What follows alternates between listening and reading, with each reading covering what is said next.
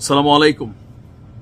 সকালবেলা ঘুম থেকে উঠে নিশ্চয়ই ফোনে স্ক্রলিং শুরু করেছেন। আমি সহ যারা আমরা নিউজ করি তাদের চ্যানেলে ঢুকছেন।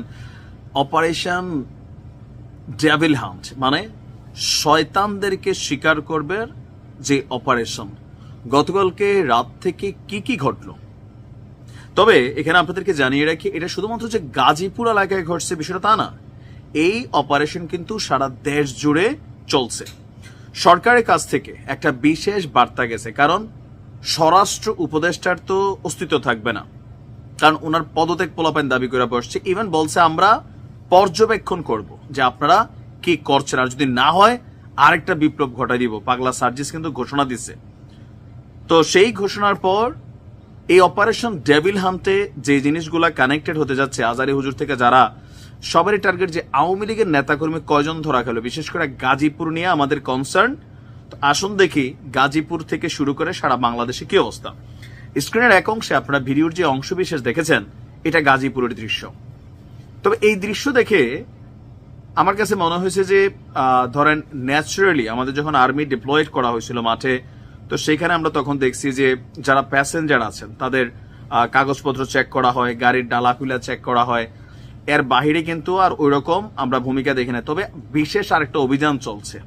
এক টিম যখন রাস্তায় আপনার এগুলো করছিল, আরেক টিম যারা সন্ত্রাসী কর্মকাণ্ডের সাথে জড়িত ছিল, বিভিন্ন সময় মামলার আসামি ছিল, তাদেরকে ইভেন জুলাই আগস্ট বৈষম্য বিরোধী যে ছাত্র আন্দোলন, ওই সময় যারা নেগেটিভ ভূমিকা রাখছিল আওয়ামী লীগের নেতাকর্মীরা, তাদের বিরুদ্ধেও কিন্তু পুলিশ এবং র্যাব, আমাদের আইন শৃঙ্খলা বাহিনী, সেনাবাহিনী সবার অভিযান চলছে।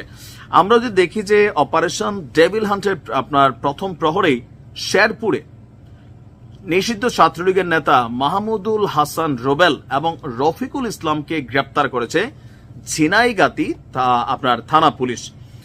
রাত 9টার দিকে আপনার এই অভিযান শুরু হওয়ার পর তারা, আমাদের প্রথম খবর আমরা পত্রিকার মধ্যে দেখলাম। আর এরপরে আমি যদি আপনাদেরকে একটু দেখাই, আর আমি যখন এই নিউজটি রেকর্ড করছি, মোটামুটি বাংলাদেশের প্রথম সারির সবগুলো গণমাধ্যম, এখন রাত প্রায় আপনার বাজছে বাংলাদেশ সময় ভোর 5টা। তো এই সময় পর্যন্ত গণমাধ্যম থেকে প্রাপ্ত, এমনি অনেক জায়গায় অনেক নিউজ আসতেছে, বাট আমরা এগুলাকে অথেন্টিক ধরছি না, কারণ মূলধারার গণমাধ্যমে যখন কোনো নিউজ না আসে, এটার আসলে সত্যতা যাচাই নিয়ে একটু ঝামেলা হয়। তো আমরা দেখছি যে রাত 10টা থেকে গাজীপুরের বিভিন্ন এলাকায়, বিশেষ করে শ্রীধীরাম যে এলাকা ছিল, সেই এলাকার বিভিন্ন জায়গায় সেনাবাহিনীর নেতৃত্বে, আমাদের বাকি আইন শৃঙ্খলা বাহিনীর নেতৃত্বে রাত 10টার দিকে আপনার জেলা প্রশাসকের কার্যালয় থেকে বিভিন্ন টিম আপনার ছড়িয়ে পড়েছে, কোন কোন টিম রাস্তায়। তবে এইভাবে কি আসলে বলে কয়ে ডেভিলদেরকে খুঁজে বের করা সম্ভব? ধরেন যিনি বের হচ্ছেন,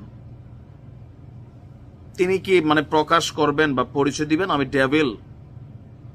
আর হুন্ডার লাইসেন্স কাগজপত্র যেগুলো দেখা হচ্ছে গাড়িতে, যে আলাদা কোনো মানে মেশিনারিজ আছে কিনা, এটার অবশ্য একটা যৌক্তিক কারণ আছে। উপদেষ্টা আসিফ বলছিলেন অবৈধ অস্ত্র উদ্ধারেও চিরুনি অভিযান করবে এই যৌথ বাহিনী।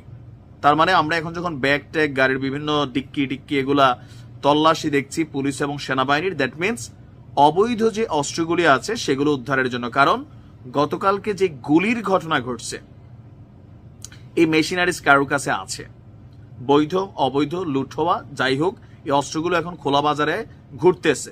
সো ওই অস্ত্রগুলো উদ্ধারও কিন্তু জরুরি, কারণ গতকালকে আরেকটা ঘটনা হচ্ছে, পুলিশ গেছিল একটা অপারেশনে, সেখানে হাতে বন্দুক থাকা সন্ত্রাসীদের হাতে পুলিশই লাঞ্ছিত হয়েছে। কেন? তাদের কাছে মেশিনারিজ আছে।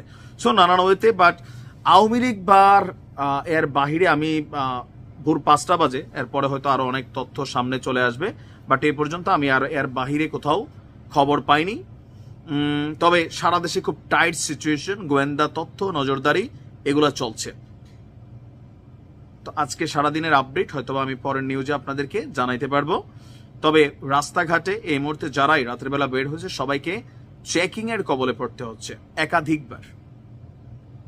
তারপর আমরা চাই বাংলাদেশ সন্ত্রাস মুক্ত অবস্থায় থাকুক, নাকি 2 নম্বর মেশিনারিজ, অবৈধ অস্ত্র যাদের কাছে আছে, এগুলা উদ্ধার হওয়া জরুরি। তো কতটুকু উদ্ধার হয় হয়তো আমরা আজকে আমাদের স্বরাষ্ট্র মন্ত্রণালয়ের ব্রিফিং এর মাধ্যমে জানতে পারবো। ভালো থাকুন।